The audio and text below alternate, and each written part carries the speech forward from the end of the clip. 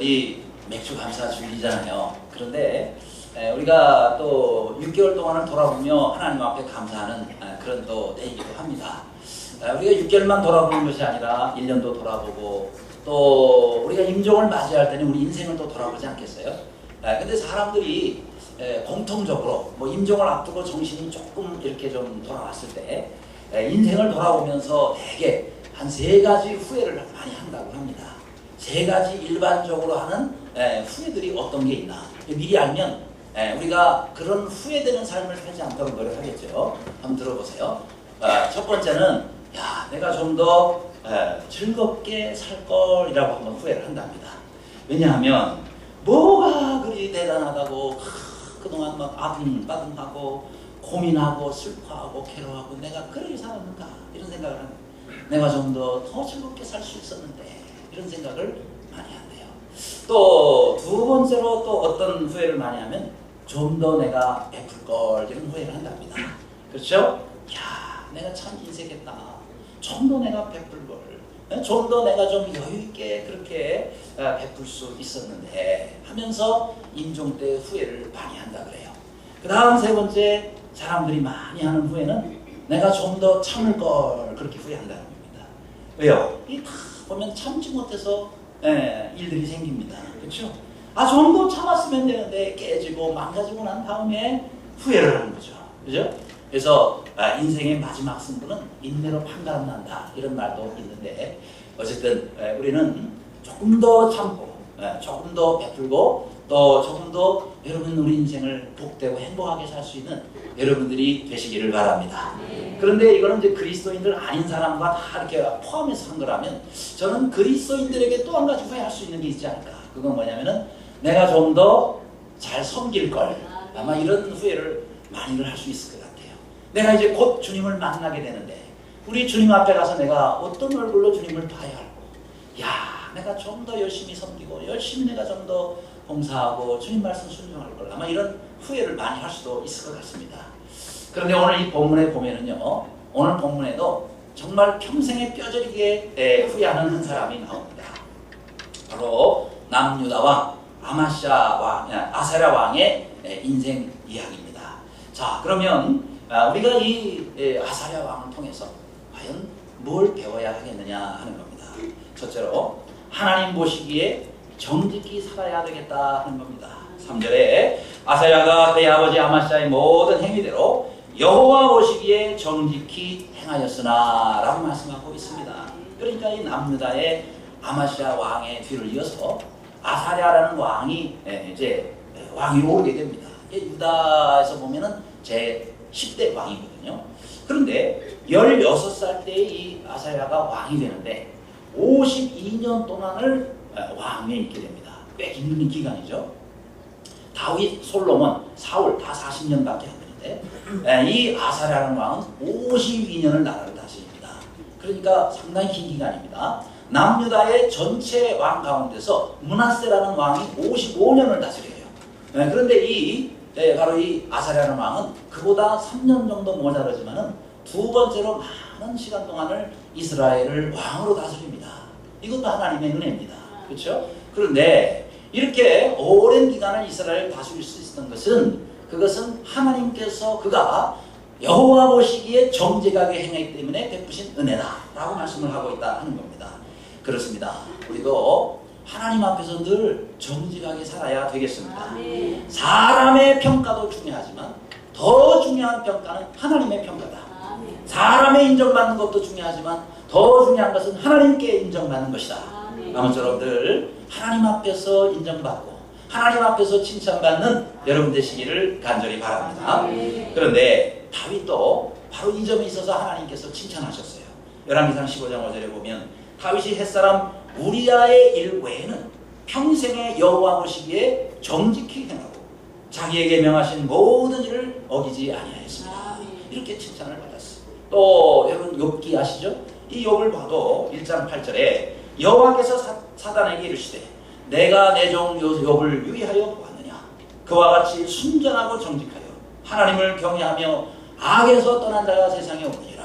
이렇게 하나님이 인정하셨어요. 뿐만 아니라 하나님께서 이 욥을 참 곳곳에다가 이렇게 자랑하시고 참 참 하나님이 칭찬하시는 이 욥, 순전하고 정직해서 하나님께 칭찬받는 욥, 우리도 이렇게 하나님 앞에 인정받고 칭찬받는 삶이 되기를 간절히 바랍니다. 여러분, 우리 하나님은 우리의 정직을 이처럼 기뻐하세요. 그래서 시편 97편에도 하나님은 정직한 자를 위해 기쁨을 예비하신다. 뭘 예비하신다고요? 기쁨을 예비하신다. 여러분이 정말 삶 가운데 하나님이 주시는 기쁨이 충만하려면 하나님 앞에서 늘 정직할 수 있기를 바랍니다.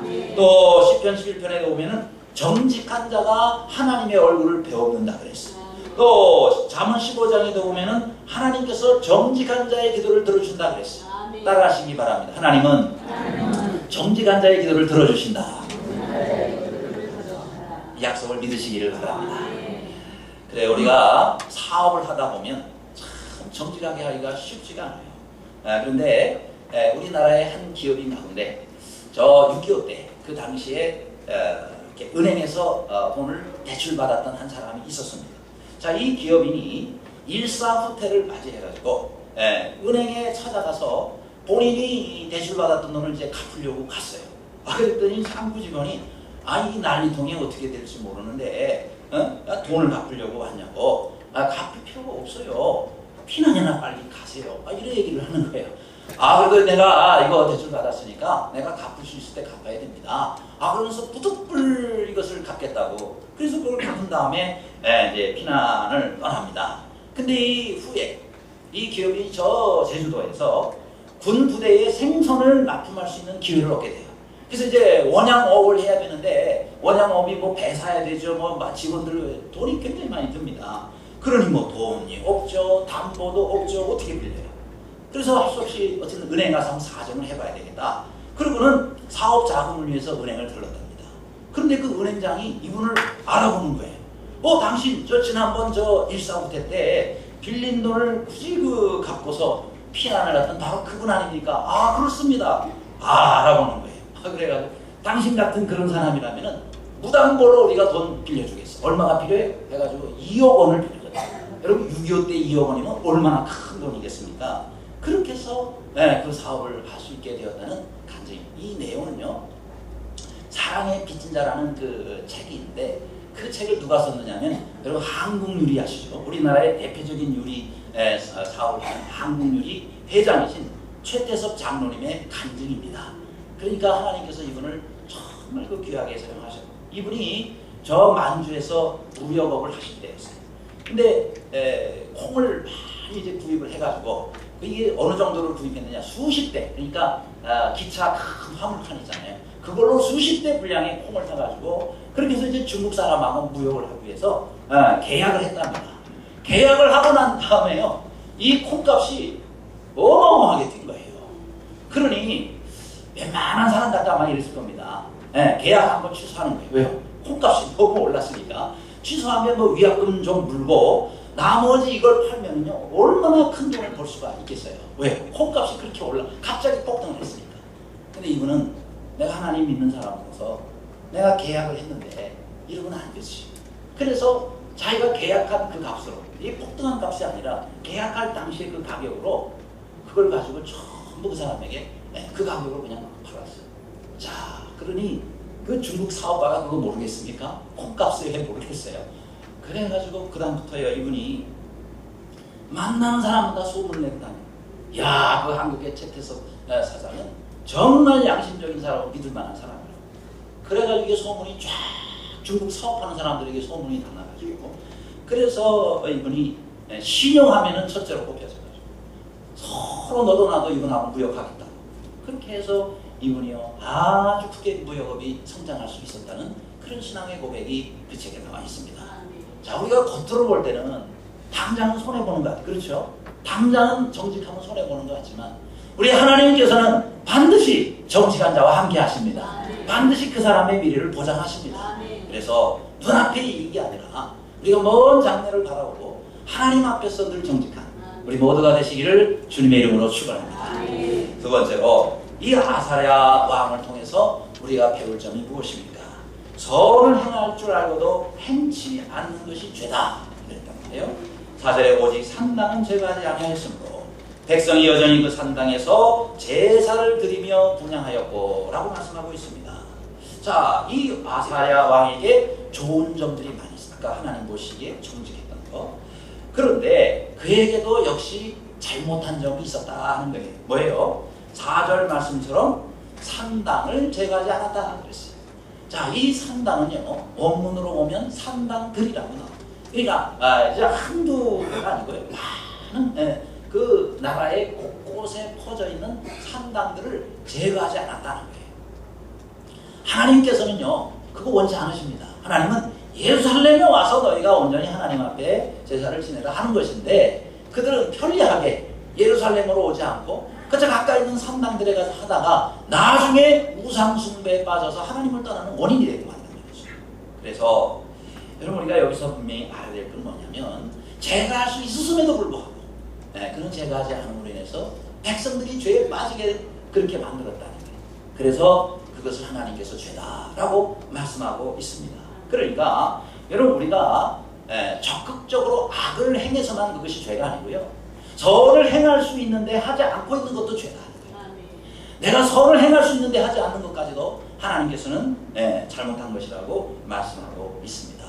그래서 우리가 하나님 앞에서 주여, 내가 할 수 있는데도 불구하고 하지 않고 있는 선이 있다면 주님, 제가 깨닫게 하시고 행할 수 있게 하여 주시옵소서. 그렇게 기도하시기를 바랍니다. 그렇죠? 여러분, 우리가 전도할 수 있는데 전도하지 않는다. 역시 그것도 하나님 앞에 죄가 되는 것입니다. 예를 들어서 갓난아이가 지금 절벽에서 떨어지고 그리로 모르고 기어가고 있어. 그럼 여러분이 그 아이에게 직접 악을 행하지 않았지만, 야, 네가 나하고 무슨 상관이야? 너 죽든 살든 나 상관없어. 가만 놔둬서 그 아이가 떨어져 죽는다고. 우리는 도덕적 책임이 있고 그게 죄다 이 말이죠. 그렇죠? 그러니까 뭐 자살 방조죄, 살인 방조죄 같이 보고 그냥 놔두고 있는 거예요. 그것도 역시 죄다 하는 거예요. 바로 여기서 이 아사랴 왕은 우상숭배 방조죄에 해당이 된 거예요. 우상숭배하도록 산당들을 제거해야 되는데 제거하지 않고 가만 놔둬서 백성들이 우상숭배에 빠지도록 방치한 거, 이것이 하나님 앞에서 죄가 되었다라는 것입니다. 그러므로 여러분, 우리가 작년에도 그런 거 있었잖아요. 세월호 선장이 죽어가는 사람 적극적으로 살려야 되는 그런 위치에 있는데도 불구하고 가만 놔뒀다 혼자도 망했단 말이에요. 그래서 우리가 죄를 묻지 않습니다. 그러니까 우리는 선을 행할 줄 알고도 하지 않는 것은 죄가 되는 거예요. 여러분, 동남아시아에 어떤 한 선교사님이 계셨어요. 근데 이 선교사님이 그 지역에 이름 모를 전염병이 쫙 퍼지게 된 거예요. 사람들이 계속 죽어가고 있는 거예요. 고통 가운데서 부르짖고 있습니다. 이 선교사님이 내가 저들을 위해서 뭘 도와주겠어? 내가 해야 될 일이 뭘까 생각합니다. 그러다가 한 가지 방법을 생각했어요. 그것은 뭐냐? 자신의 몸에 그 병영균, 세균을 집어넣는 거예요.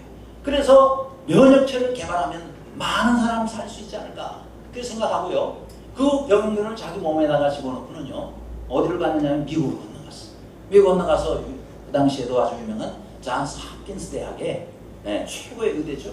거기 가가지고 내가 지금 이 몸에 그 지금 동남아시아 우리나라에서 많은 사람이 이 병 때문에 죽어가고 있는데 면역체를 좀 빨리 나를 통해서 개발해 주세요. 그래가지고 이 사람을 통해서 이 면역체를 실험에 드디어 이게 성공하게 됐어요.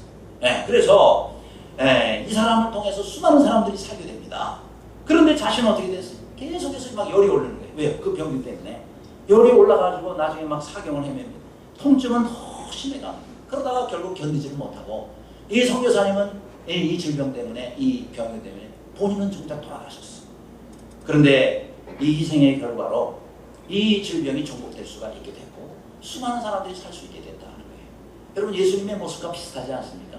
우리 예수님도, 예수님이 죄악의 질병 가운데서 죽어가고 있는 수많은 사람들, 그들을 살리기 위해서 예수님께서 십자가에 달려 자신의 생명을 주셨단 말이에요.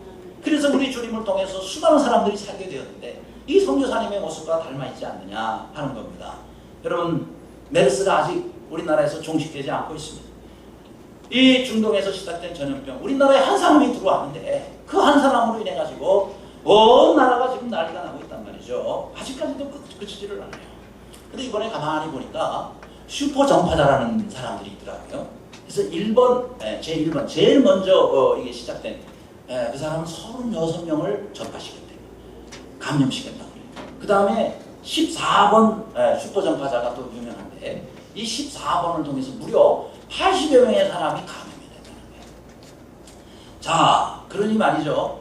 물론 그분들이 사실 잘못한 건 아니에요. 왜냐? 본인들도 모르고 다녔는데 내가 아파서 병원 간 건데 이게 슈퍼 전파자가 될 줄을 몰랐단 말이죠. 그러니 뭐 그분들도 억울하게 생각이 좀 될 겁니다. 자, 그런데 저는 이제 이게 지금 중요한 게 아니고 우리 이 메르스 전염병에도 슈퍼 전파자가 있는 것처럼 우리는 주님을 증거하고 복음을 전하는데 슈퍼 전도자가 됐으면 좋겠다. 이런 생각을 하는 겁니다. 아멘 안 하는 분들은 슈퍼 전도자는 안 되고 싶고 이런 생각이 갔는지 모르겠어요. 다른 사람을 죽이는 전파자가 아니라 다른 사람을 살리는 슈퍼 전파자가 될 수 있기를 바랍니다. 메르스도 보니까요, 이 전염성이 가까이 있는 사람들한테 굉장히 강한 것 같아요. 그죠? 아니, 같은 병실이 아니라 같은 병동에 있었는데도 감염이 되는 일이 생겼죠. 또 환자를 가까이 이렇게 이송하다가 거기서 감염되는 경우도 있었죠. 가까이서 이렇게 대화를 하다가 그 다음에 감염된 케이스도 이번에 생겨지게 됐습니다. 그러면서 제가 이런 생각을 해봐요. 야, 이 대화만 해도 그 사람에게 이렇게 감염이 되는 이런 전염병인데, 야, 우리하고 예수님 믿는 우리하고 안 믿는 사람이 대화만 해도 이게 은혜가 전달이 돼가지고 그 사람은 나도 예수님 믿고 싶어요. 그러면서 우리를 따라 교회 온다면 얼마나 좋겠습니까? 그렇게 될 수 있기를 바랍니다. 그래요. 여러분, 우리가 나쁜 것을 전염시키면 안 되지만 사람을 살리고 구원하는데 우리는 더 전염성이 있어야 되지 않겠어요? 저는 전 세계에서 가장 복음을 잘 전하고 전도를 잘한다는 저 시카고의 밀로크릭 교회가 있습니다.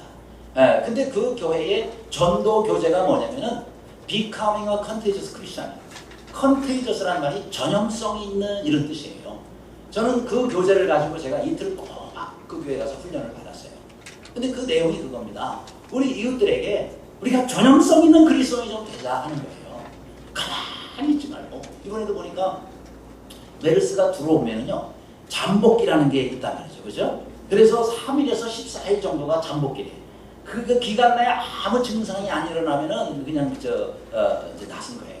그런데 이 잠복기 기간 동안에 아무리 사람을 만나도 그때는 전염이 안 된답니다. 그런데 그 잠복기가 지나서 이제 활동이 시작을 하면요, 그때부터 막 열이 오르고 기막힌 침이 나오고 호흡곤란이 오고 막 이런 증상들이 일어나요. 그러면은 그때는 사람 만나면은요 계속 이제 전파를 하는 거거든요. 그러니까 자꾸 이제 격리를 시키고 이제 이렇게 하는 건데, 저는 이렇게 생각을 해봐요. 야, 우리도 이 슈퍼 전파자가 돼가지고 그래서 만나는 사람을 자꾸 이렇게 예수님을 전염시켜야 되겠는데, 우리 가운데는 많은 아까 그 뭐라 그랬죠? 잠복기에 해당하는 사람들이 있구나. 그래서 복음이 내 안에 들어와서 내가 구원을 받았는데 이게 잠복을 하고 있어가지고 돌아가실 때까지 잠복기예요. 아무한테도 영향을 안 미쳐요. 천하 없는 사람들을 만나도 전혀 우리 때문에 뭐 마음이 동안 이런 게 없어요. 근데 어떤 사람은 예수님 믿자마자 불과 며칠 만에 이게 증상이 드러나요. 막 갑자기 기뻐지기 시작하고 막 정말 감사가 막 입에서 자꾸 나오고 찬송이 막 흘러나오면서 간증을 안 하고는 못 견디겠는 거예요. 만나는 사람마다 우리 예수님으로 말씀드릴 것 같으면요, 예수님 믿으니까 이래 좋다 그러면서 증상이 나타나기 시작해요. 이 증상이 나타나니까 듣는 사람들이 둘 중에 하나죠. 막 거부하는 사람이 있고, 그 저항력이 아주 발달한 사람이고, 어떤 사람은 그러냐고 나도 교회 좀 다녀야 돼. 그래가지고 그 사람도 전염시켜서 그래서 교회로 모시고, 이런 사람들이 있으면 참 좋겠습니다. 아무쪼록 이번에 보니까 메르스에 걸린 사람이 평균 4명에게 전파한 이게 일반 전파자고, 그 다음에 뭐 몇십 명 이렇게 하면 슈퍼 전파자고, 우리는 예수님을 증거하고 전하는 일에 슈퍼 전파자가 될 수 있기를 간절히 바랍니다. 자, 우리 옆 사람 인사하겠습니다. 우리 예수님의 슈퍼 전파자가 됩시다. 인사하겠습니다. 세 번째로, 여러분, 이 아사랴 왕을 통해서 우리가 배울 점이 무엇입니까? 하나님 앞에 겸손하자 하는 겁니다. 5절에 여호와께서 왕을 치셨으므로 그가 죽는 날까지 나병한 자가 되어 별궁에 겨하고 왕자 요담이 왕궁을 다스리며 그 땅의 백성을 치리하였더라, 이렇게 말씀하고 있습니다. 여러분, 하나님께서 이 왕을 치셔서 그가 죽는 날까지 문둥병, 나병 환자가 되었다. 그래서 별궁에 거했다. 나라 다스리는 거 이제 끝났죠. 근데 이 왕이 이름이 아사랴인데 이 아사랴라는 이름보다는 우리에게 우시아라는 이름으로 더 많이 알려져 있습니다. 그렇죠? 이 우시아 왕은 영토를 아주 크게 확장했어. 나라를 강성하게 만들었어. 그리고 국방력을 강화시켰고요. 경제력을 굉장히 높였고 농업을 발달시켜서 백성들이 먹고 살기에 아주 편하게 만들었어. 많은 은혜를 하나님께 받았어. 그런데 왜 이 왕이 나병이 걸렸느냐 하는 겁니다. 그것은요, 산당을 제거하지 않은 그 죄 때문이라기보다는 역대하 26장 16절에 이렇게 말씀하고 있어요. 저가 강성하여지매 그 마음이 교만하여 악을 행하여 그 하나님 여호와께 범죄하되 곧 여호와의 전에 들어가서 향단에 분향하려 한지라, 이렇게 말씀하고 있습니다. 여러분, 이 우시아 왕은 자기가 직접 성전에 들어가서 분향하려는 그런 망령된 일을 저질렀다 하는 겁니다. 여러분, 사울 왕도 사무엘이 정한 시간에 오지 않자 자신이 대신해서 제사장을 대신해서 제사를 하나님 앞에 드렸던 일이 있습니다. 이래 하나님께서 노하시고 그리고 그를 하나님께서 버리시지 않습니까? 그렇죠? 여러분, 제사는 제사장이 해야지 왕이 해야 할 일이 아니다 하는 겁니다. 하나님께서 정해주신 질서를 깨뜨리면 하나님의 진노가 임하는 거예요. 그러면 왜 그가 이런 교만 가운데 빠졌느냐 하는 거예요. 그것은 그가 다스리는 동안에 나라가 발전하고 그리고 강성해지면서 자기도 모르게 교만이 마음속에 들어왔다 하는 겁니다. 여러분, 이 아사랴라는 이 왕의 이름의 뜻이 무엇입니까? 이것은요, 하나님이 도우신다라는 뜻입니다. 하나님이 도우셔서 이 우시아 왕이 이렇게 하나님 앞에 많은 은혜를 입고 나라가 강성해졌다 하는 거예요. 얼마나 좋은 일입니까? 그렇죠? 하나님이 도우셔서 다 된 거예요. 그러면 하나님 앞에 겸손해야죠. 그죠? 하나님께서 주셔서 다 가진 것인데, 그러면 하나님의 은혜에 감사해서 겸손해야 된다 하는 겁니다. 그가 이렇게 처음에 잘하는 것은요, 이유가 있어요. 그에게 좋은 영적 리더, 선지자 스가랴가 있었기 때문입니다. 그렇죠? 역대하 26장 5절에 보면 하나님의 묵시를 밝게 하는 스가랴가 사는 날에 그가 하나님을 찾았고 그가 여호와를 찾을 동안에는 하나님이 형통하게 하셨더라. 그래서 따라하시기 바랍니다. 그가 여호와를 찾을 동안에 하나님이 형통케 하셨더라. 네. 그가 하나님을 찾는 동안에 하나님께서 그를 형통하게 만들어 주셨습니다. 근데 그가 어떻게 해서 하나님을 이렇게 계속해서 찾을 수 있었느냐? 스가랴 선지자가, 하나님 말씀을 잘하는 스가랴 선지자가 그의 영적 멘토가 되었기 때문에 그런 겁니다. 그래서 여러분, 우리가 이거는 좀 비슷한 예가 있죠. 지난번에 우리 제사장 여호야다가 살아있을 동안에 왕 요아스가 그의 밑에서 하나님 말씀대로 잘 순종하고 개혁했던 일을 우리가 압니다. 그런데 여호야다가 죽고 나니까 이 요아스가 삐딱해졌다는 거예요. 그래서 하나님께서 그를 버리시는 그런 내용과 상당히 비슷합니다. 그런데 이 영적 리더인 이 스가랴 역할이 매우 중요했다는 거죠. 그래서 스가랴가 있을 동안에만 잘한 것이 참 아쉬워요. 끝까지 잘했으면 얼마나 좋았을까. 그렇죠?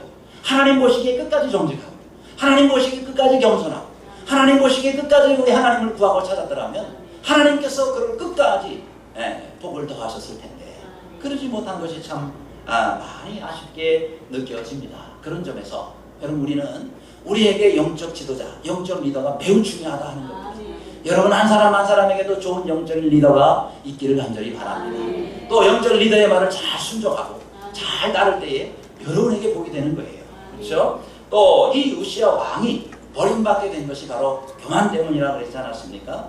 그러니까 제사장만이 할 수 있는 그 분야에 자신이 들어가가지고 내가 하겠다! 이래 돼가지고 하나님의 진노가 임하게 된 것인데 이게 바로 겸손치 못해서 그랬다는 거예요. 자, 우리 브라더 로렌스라는 한 수도사가 있었습니다.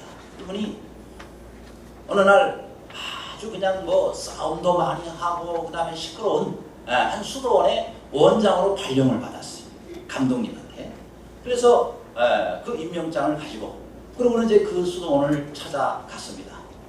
이 문제 많은 수도원에 이제 문을 두드리니까 거기에 많은 젊은 수도사들이 우르르 몰려 나옵니다. 문 열고 보니까 뭐 머리도 허옇고 나이든 수도사가 한 분이 서 있거든요. 아 그러니까 어이 노수도사가 왔구만. 어서 저 식당 가서 접시나 닦으셔. 이제 그러는 거예요. 아하 이게 참 기가 막힌 거예요. 아 처음 온 사람은 이렇게 식당에서 접시 닦는 것부터 시키는구만. 이게 전통이 되구만. 이게 문제네 라고 생각을 하고 이 로렌스 수도사는 예 알겠습니다 하고는요 곧바로 식당으로 갔대. 그래서 식당에서 계속 접시를 닦는 겁니다. 설거지를 하고. 그래서 한 달 동안을 그렇게 하고 2달을 그렇게 하고 석 달을 그렇게 했대요. 그럼에도 불구하고 나이든 수도사라고 무시를 하고 아주 그 천대를 하더래. 드디어 석 달이 지났습니다. 이제 순시하기 위해서 이분을 원장으로 임명한 감독님이 그 수도원을 방문을 한 거예요. 그러니까 이 젊은 수도사들이 높은 감독님이 오시니까 막 우르르 나와가지고 얼마나 쩔쩔매는지. 그런데 이 감독이 보니까 수도원의 원장이 안 보이는 거예요. 원장님은 어디 가셨나? 수도사들이 대답. 예? 원장님이요? 우리 수도원의 원장님 부임 안 하셨는데요. 감독이 얼마나 놀라겠어요. 아니 이게 무슨 소린가? 내가 3개월 전에 로렌스 수도사를 이 수도원의 원장으로 임명해서 보냈는데 그러니 이 젊은 수도사들이요 아연실색을 하는 거예요. 왜요? 자기들이 그동안 무시하고 처음 수도사가 왔다고 식당에서 접시나 닦으라고 이래놨으니 이제 이게 얼마나 큰일 났어. 전부 식당으로 몰려가지고 아이고 수도사님 너무너무 우리가 잘못했어. 아니 원장님 우리가 정말 잘못했어. 그렇게 해가지고 이 로렌스 수도사가 그 뒤로부터 그들을 잘 이끌어서 모범적인 수도원으로 그 수도원이 바뀌어졌다는 그런 간증을 제가 읽었습니다. 여러분 우리 하나님께서는 주님 앞에 겸손한 자에게 은혜를 베풀어 주세요. 겸손한 자에게 하나님이 역사하십니다. 늘 주님 앞에 겸손함으로 나아가는 모두가 되시기를 간절히 바랍니다. 끝으로 이 아사랴 왕을 통해서 우리가 뭘 배워야 되겠습니까? 죄는 반드시 그 대가를 지불한다 하는 겁니다. 여러분 역대하 26장 19절에 우시아가 손으로 향로를 잡고 분향하려 하다가 화를 내니 그가 제사장에게 화를 낼 때에 여호와의 전한 향단것 제사장들 앞에서 그의 이마에 나병이 생긴지라 이렇게 말씀하고 있습니다. 여러분 우시아 왕이 성전에서 분향하려 하니까 거기에 아마시아 제사장이 막습니다. 왕이시여 이리 하지 마소서. 여호와께 분향하는 일은 왕이 할 바가 아닙니다. 오직 분향하기 위해서 구별받은 제사장들이 할 바니 성소에서 나가소서 라고 제지를 했어요. 그럼에도 불구하고 우시아 왕이 듣지를 않습니다. 성소에서 나가세요. 왕이 범죄했으니 하나님 여호와께서 영광을 얻지 못하겠습니다 라고 얘기를 했어요. 아마 이때만 들었어도 하나님께서 그를 용서하셨을 거예요. 그런데 성소에서 나가서서 왕이 범죄하였나이다 이렇게 얘기를 해도 오히려 더 한 걸음 전진해서 이 분향단을 붙잡고 그리고는 화를 냅니다. 저리 비켜요. 내가 하는데 왜? 이렇게 얘기를 하고 있는 거예요. 그러다가 그 자리에서 이마에 문둥병이 들어가요. 평생의 문둥병자가 됐다. 저는 이렇게 생각해 봅니다. 그동안 그래도 정직하게 했으니까 문둥병자로 그렇게 하나님이 살려주셨지. 만일 그것까지도 없었으면 그 자리에서 즉사하지 않았을까 이렇게 해서 생각을 해봅니다. 여러분 이 우시아라는 왕 이름의 뜻이 무엇입니까? 그것은 여호와는 나의 힘이시다라는 거예요. 여호와는 나의 힘이시다. 그런데 지금 이 우시아는 하나님이 나의 힘이 아니라 내 자리가 내 힘이고 내 능력이 내 그동안에 잘한 것이 내 힘이다라고 아마 생각했던 것 같아요. 그러니까 교만해져서 하나님이 세우신 그 질서를 깨뜨리고 자신이 나가서 이렇게 제사를 지내고자 했던 것입니다.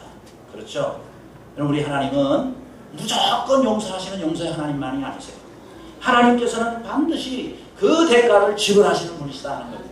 하나님이 용서를 하셨어도 그 대가는 반드시 지불하신다는 거예요. 여러분 다윗이 밧세바 사건으로 인해서 하나님 앞에 회개하지 않습니까? 물론 하나님이 용서하셨어요. 그러나 그 값은 다 지불하게 하셨습니다. 뭘 가지고 지불했어요? 밧세바 사이에서 난 그 아이를 하나님이 데려가셨어요. 또 대낮에 자기 후궁들이 수많은 사람들이 보는 앞에서 욕을 당하게 그렇게 만드셨다는 거예요. 여러분 예수님도 그렇잖아요. 우리 죄를 그냥 용서해 주시면 되지. 하나님도 우리 죄를 그냥 용서해 주시면 되지. 여러분, 예수님은요, 내 죄 때문에 십자가에 돌아가셔야 됐단 말이에요. 그게 뭐예요? 죄 값을 지불하는 거예요.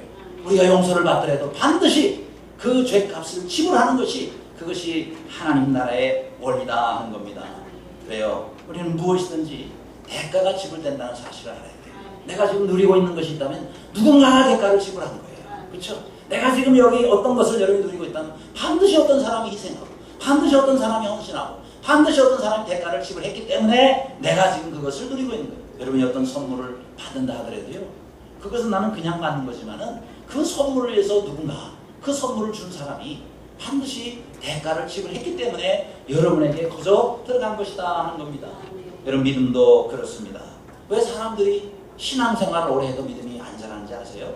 내가 믿음 성장을 위해서 대가를 지불하지 않기 때문에 믿음이 안 자라는 거예요. 그렇죠? 여러분, 우리가 믿음이 자라가기 위해서는 여러 가지 크고 작은 그런 언덕들을 넘는 수고를 해야 내 믿음이 자라는 거예요. 내 믿음의 근력이 발달하고 내 믿음의 담력이 생기고 그렇게 자라가는 것입니다. 여러분, 몇 년이 지나도 내가 오늘 주일 예배 가야 돼 말아야 돼 이렇게 고민하고 있다면 그런 믿음이 안 자라는 거예요. 왜? 벌써 그 부분은 뛰어넘었어야 되는데, 믿음의 여러분 수고와 믿음의 고난, 믿음의 어려움을 알아야 돼요. 그렇죠? 여러분, 믿음대로 이 세상에 살려고 그러면요, 어려움을 당합니다. 직장에서 손가락질을 당할 수도 있고, 어려움 당할 수 있고, 가정에서도 그렇고 어려움이 올 수가 있어요. 여러분, 그런 어려움을 각오하고 그런 어려움들을 극복할 때 우리의 믿음이 자라는 거예요. 그런데 그걸 자꾸 이제 피하잖아요. 그러면은 시간이 오래 지나도 우리의 믿음은 늘 제자리 걸음될 수밖에 없다 하는 겁니다. 그래서 우리는 주님 앞에서 내가 져야 할 십자가가 있어요. 누가복음 9장 23절에 이렇게 말씀합니다. 날마다 제 십자가를 지고 나를 쫓을 것이니라, 나를 따를 것이니라 말씀했어요. 세 가지 동사입니다. 여기 뭐랬어요? 날마다 자기를 부인하고, 그 다음에 십자가를 지고, 그 다음 세 번째 나를 따를 것이니. 근데 이 세 동사가 전부 명령형으로 나옵니다. 전부 명령형이라는 것은 이건 우리의 선택의 여지가 없는 거예요. 여러분, 명령이라는 것은 하느냐 마느냐는 불순종과 순종의 사이를 여러분 우리에게 요구하는 거거든요. 그러니까 나 자신을 부인해라, 이 명령입니다. 십자가를 지고 그리고 와라 하는 것도 명령이에요. 그 다음에 나를 따르라 하는 것도 명령형입니다. 그렇습니다. 우리가 믿음이 자라기 위해서는 우리는 나 자신을 부인해야 돼요. 그리고 또 하나, 우리가 십자가를 져야 돼요. 하나님께서 내게 원하시는 짐이 있지 않습니까? 하나님께서 내게 원하시는 헌신이 있지 않습니까? 하나님께서 내가 결단하기를 원하는 그와 같은 십자가들이 있어요. 그것을 내가 기꺼이 져야 내 믿음이 자라가는 거예요. 그러고 난 다음에 우리가 주님을 따르게 되는 것입니다. 아무쪼록 우리가 이와 같이 주님 앞에서 우리의 믿음이 늘 한 단계 자라가고, 이번 하반기 때에도 여러분이 마땅한 짐을 짐으로 우리 하나님 앞에서 우리의 믿음이 잘 자라갈 수 있는 그런 이번 하반기가 되시기를 주님의 이름으로 축원합니다.